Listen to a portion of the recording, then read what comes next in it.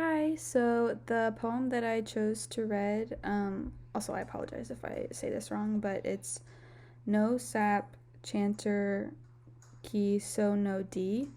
Um, I read this poem and I kind of interpreted it as from a woman's point of view, talking about how she can never be with the one she loves because she's queer or she's in love with a woman. And kind of the reasons why I think this is in the line says, "Let no man wonder about me if I love one I've never known. My heart joys in one love alone." And then if you go further down, "I know I've never had a joy of her, never will she have joy of me, no promise herself, nor will she ever now take me as her lover. No truth or lie does she utter to me, and so it may ever be." That's why I kind of think it's um, it's about a woman who's in love with another woman but can't do anything about it just because during the time period, very big no.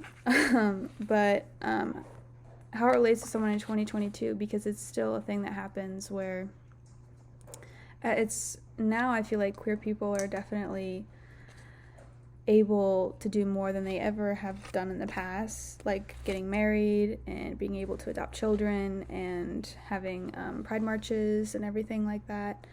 It's still a battle every day, but I do find this poem very endearing, especially as someone who is queer, and reading it was sad but also understandable. Reading this, I really enjoyed it. And that's why it also kind of like stood out to me. So that was the one I liked a lot, and that's kind of how I relate to it in 2022. And then from all of the readings that we did, I really liked going over the Beatles. I really like the Beatles, and I already kind of know a lot about them, so reading that was just kind of a refresher. And I collect vinyl, and I actually have that album on vinyl, and I listen to it all the time. I love it.